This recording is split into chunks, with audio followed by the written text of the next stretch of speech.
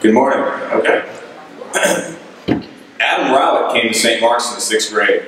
He has excelled as a student and made his mark in many areas, from crew to philosophy club to ultimate frisbee and even music production. But it's to the sciences that he's directed most of his efforts. By doubling up in science courses, assisting with chemistry shows, and contributing countless hours to the robotics team, Adam has left his mark on the science program. For the last 4 years, he has played a key role in the design and construction of many of our robots. Relying on his creative designs and skilled fabrication, the team has enjoyed great success, most recently winning the Dallas region of our fall robotics competition and sweeping the Premier Judges Awards. This summer, he and Milan and a few others spearheaded the renovation of the robotics workspaces, an act that has made the work there more efficient and will benefit many future robotics team members. In college, Adam plans to pursue engineering and business. Milan Savani came to St. Mark's also in the 6th grade. And if you know him, you'll know that he's an excellent student and a whirlwind of energy who approaches his work with enthusiasm and passion.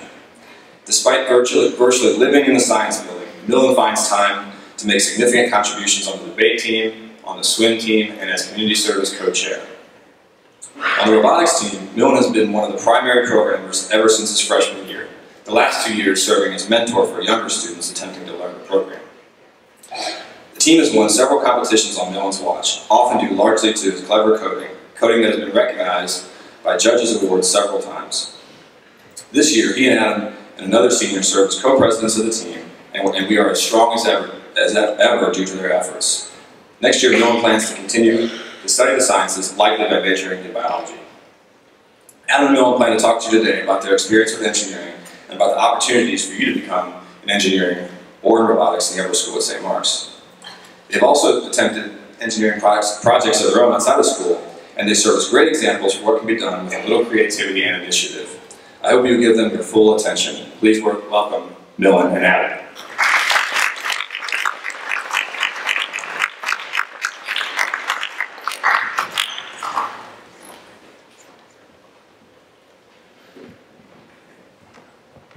Alright, so a quick show of hands. How many of you have played with Legos? That should be pretty much all. Alright, cool.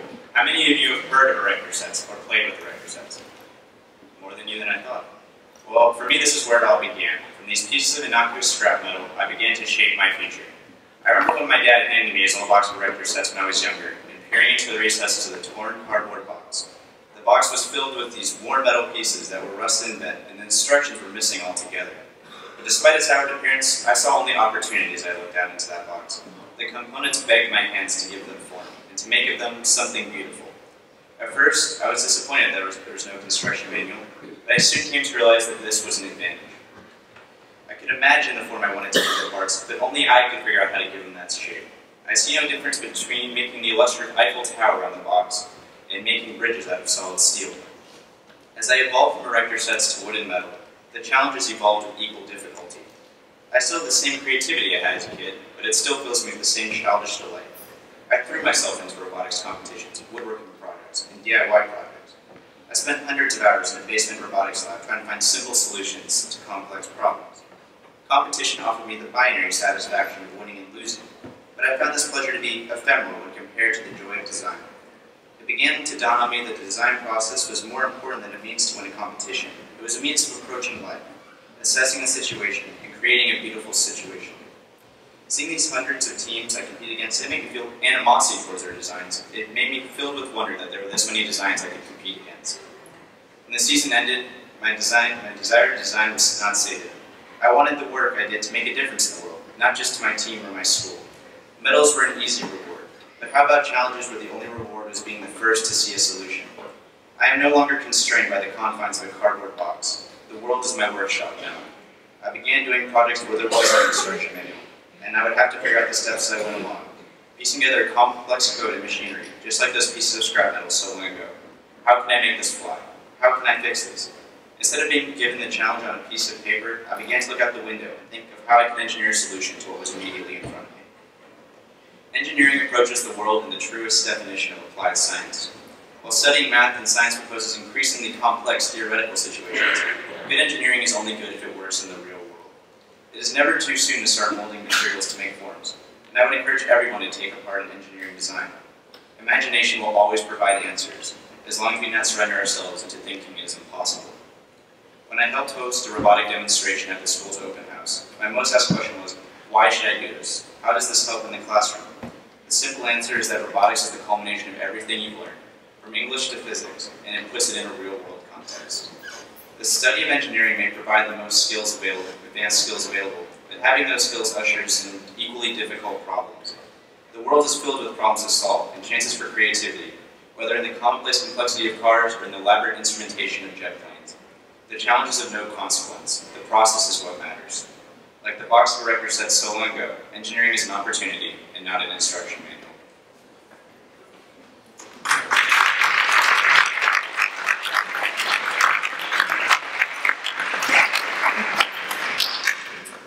It was the summer before my freshman year in the lobby of the science building. After finishing Mr. Rummel's 8th grade science class, I wanted to try my hand at robotics. I'd seen so many cool projects, from hacked cameras to automatons. So I came to school to learn the ropes and helped the team build their competition field. I had no experience whatsoever, and I was told to cut a section of PVC tubing. Things went downhill from there. Now, I don't know if you've ever tried to cut a piece of plastic with a power drill, but let me assure you that does not end well. My initial ineptitude aside, I went to the team's first meeting that year. I quickly learned that prior experience didn't matter. Showing up and dedication was all that I needed to get involved and learn, and all you'd need to should you decide to join. So what does this team do, and why do I love it? We competed in 2 competitions, Best and Bot. In Best, our robots are generally more engineering focused and have to complete tasks while being driven by a human player. In Bot, we create simpler robots that perform their tasks autonomously without any human intervention. My specialty lies in programming. This particular journey started when I was a toddler chewing speaker wires from my family's TV. Apparently electrical things have always attracted me. But let's forget that for now. My journey continued when I started tinkering with the family's computer, and then I broke that. But my journey never stopped, and soon enough I taught myself the basics of programming.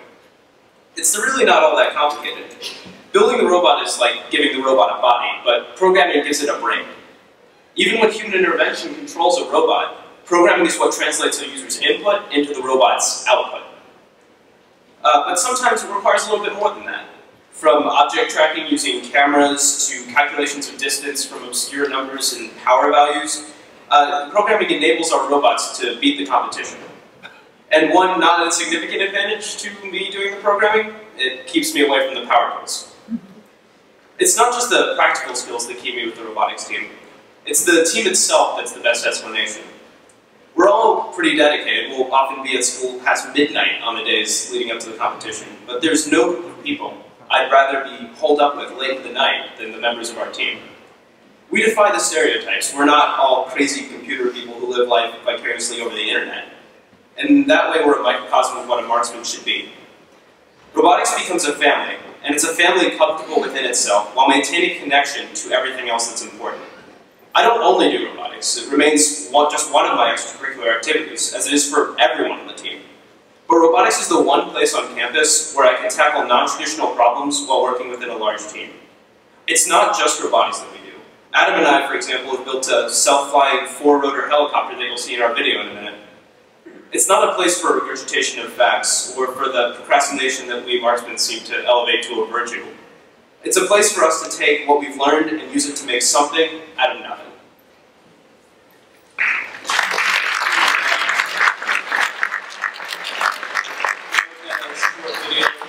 Show you some of the projects that we've done and a couple of our competitions.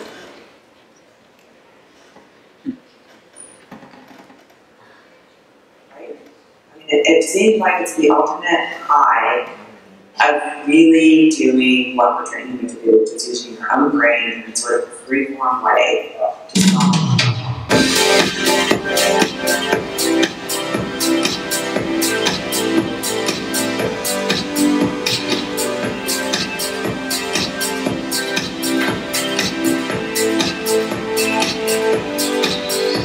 I think that's a fantastic application of the sciences that we are teaching here. I mean, it puts everything into perspective. It gives you hands-on applications. So I think it's one of the best things that's happened to have an active robotics.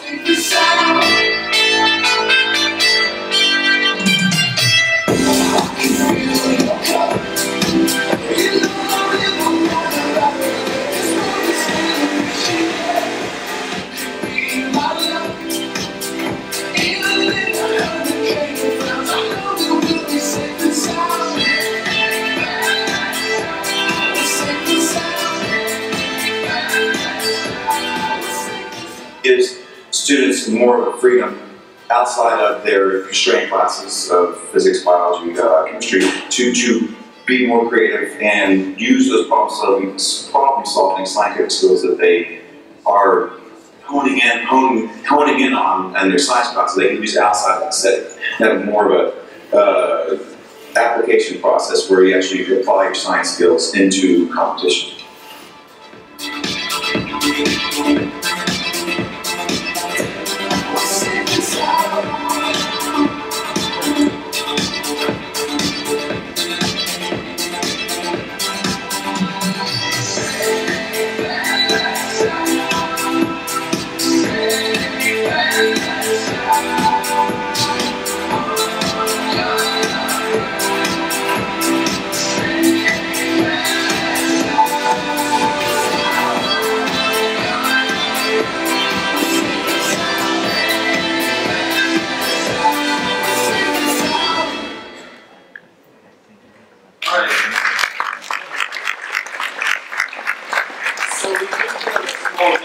So, who wants to play some bot soccer? All right, take you, and yeah, you.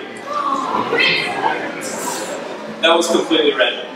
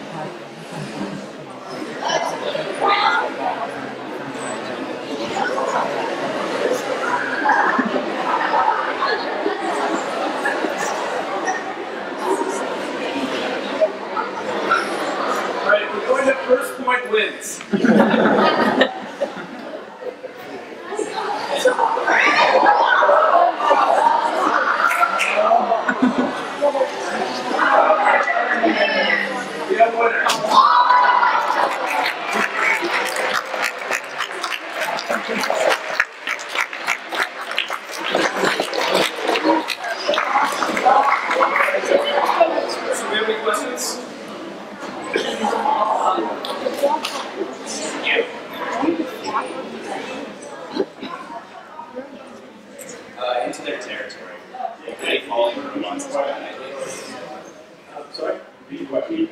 Yeah, so he asked whether the object was to push the puck off the table. That was not the object of the game. We were trying to get them to put the puck into the scoring areas that you saw at the end. Right there in the blue sweatshirt. What language do you use to program robots? So we use a lot of different languages, but the primary basis is all in C. So we use, it's a pretty generic programming language. It's known as C. It's used for a lot of different applications, from all of your different computer programs that you have on, say your laptop, like Microsoft Word is written in C.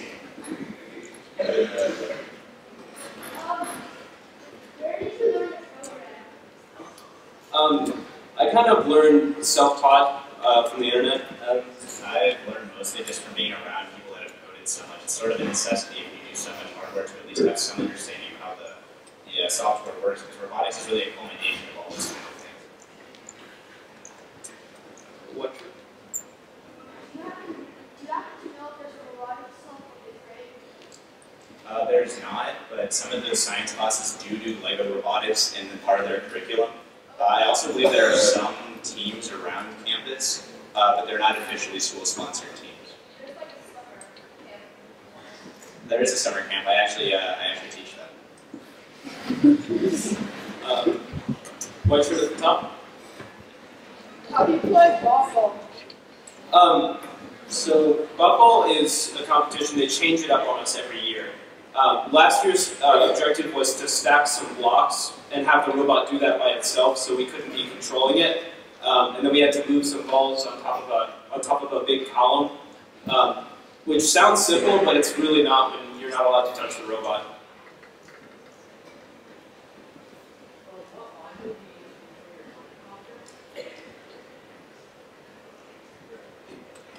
We use the Pilot Mega. It's got all the flight control systems on it, so it's got a GPS, altimeter, all those systems online. We also are adding a couple other systems such as sonar and things like that. And the third system we have on there is we have a GoPro, and it takes timestamps which it correlates with the GPS. Orange shirt. What college do you play to? Well, we haven't really decided yet. We're still in the application process, so we'll find out. I'm ready to Texas sweatshirt. How long does it usually take to program, I guess, Buffball? The question was how long it takes to program Buffball. And I mean, the competition is around 10 weeks long, and we usually start programming at week 2 and end at around 4 a.m. the night before the competition, so however long that is. Can you talk briefly about the design process you go through in these competitions, the various ups and downs, and how that works? Give a feel for the competition. Well, the design process is anything but linear. Really, it looks at the problem. You have to think about evaluating different solutions given the materials we have and the things that it has to do. For instance, in the last competition, I don't know if any of you have seen walk through the science building, but those huge poles, our robot had to climb them. So we had to think of how we wanted to winch, and there was different ways of climbing. Like we could grab the pole with wheels, we could use a winch. And so we had to put all those on the table, and usually this just goes over and over. We try a solution, we build it, it doesn't work, we have to think, why didn't this work? And we have to sit back and rebuild it. All right, so we have time for one more question. You say Mark, sure, well, it can be both hard and easy. There are easy things to do, such as just like having the robot move based on a joystick value when you get it. But there's also complicated things that we have to do, like we take a video feed and we have to find an object inside that video, and then find out where that object goes and have the robot follow it. That was one of the things that we did last year. A lot of programming is also as hard as you make it. Like with the design process as well, there's easy solutions and there's complicated solutions. And a lot of it just keeps you organized and keeping your code streamlined. We'll ask fellas and stay around afterwards so y'all come up and answer questions. That was great. See you next week.